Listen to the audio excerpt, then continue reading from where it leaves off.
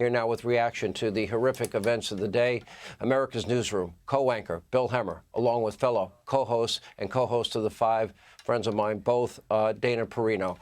Looks like both of you guys are in Milwaukee tonight. There's two things that really stand out, and I did speak to somebody that was with the president in the hospital, and I can report this part, is that the president walked into the hospital. He was fine. He was in good humor, in good health. He had a full understanding of what he had just been through. One thing a lot of people hadn't factored in is all the Secret Service agents, Dana, that had jumped on him. And the other thing that the person noted in typical Donald Trump fashion, and I knew him many years before he ever ran for president, is he got up and he wanted to show this audience that he was okay and he was going to still fight. Quintessential Trump in many ways, and you got to admire that spirit. So I was on a flight on my way here to Milwaukee when all of this happened, and the guy behind me, I heard him start cursing, and I didn't understand what was going on and quickly caught up. So I've just landed, and so it's my first chance to comment. Thank God he is okay. I'm very, very upset for the supporters of him who were injured or even lost their lives. I do think that President Trump's instincts were absolutely incredible.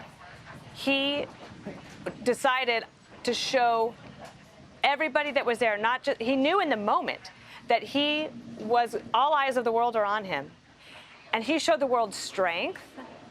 And it was like watching a warrior president. And this country, obviously we have a lot of divisions. Obviously we have a lot of problems. There are probably 1,000,001 questions about how this happened, etc. But the other thing that he did, Sean, is his instincts were to thank the Secret Service. And I know just from my experience that that is always the thing that President Bush would say. And he, of course, put out a statement right away, calling this a cowardly act and thanking God that Trump was okay. And it's so good to hear that he walked into the hospital, but that his instincts were, one, to fight, but also to thank the Secret Service. And there will be a huge investigation. But we also have a big campaign ahead of us. Obviously, he is going to continue to fight. There will be maybe some changes that have to happen at these rallies in order to protect him, because I was thinking, Sean, just 2 nights ago, Barron Trump, his 18-year-old son, was on stage with him.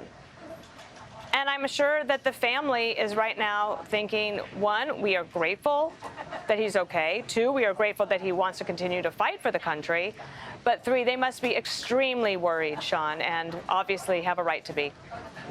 Dana, you have a little experience this.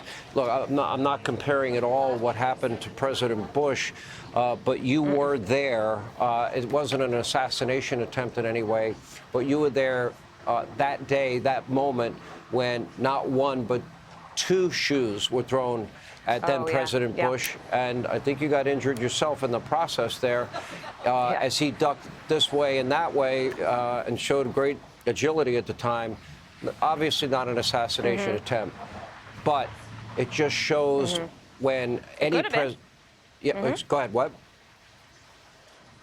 I just said, you're right that it could have been. There was also another time on May 9th, 2006, I believe, in Tbilisi, Georgia, where it wasn't until afterwards that, as the deputy press secretary, I found out that there was a grenade that did not go off that was just feet from where he was speaking.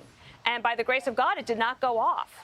So it is very dangerous. And the other thing, Sean, I would say is that when I would ask President Bush about polarization in the country, he would remind me that when he graduated college in '68, the country was literally in the streets fighting each other. And he said, we have a long way to go until then. And of course, we had the assassination attempt on Ronald Reagan. That seems perhaps a little bit different. But political violence is, we're not complete strangers to it. But this is new for our country. And it feels like the nation needs a circuit breaker. Like, we have to reset and restart, and I'm hoping that we can do that in the coming days. And then, of course, we have the case of Gerald Ford as well. I mean, you bring in a lot of historical context, rightly so, in here. Hey, Sean Hannity here. Hey, click here to subscribe to Fox News YouTube page and catch our hottest interviews and most compelling analysis. You will not get it anywhere else.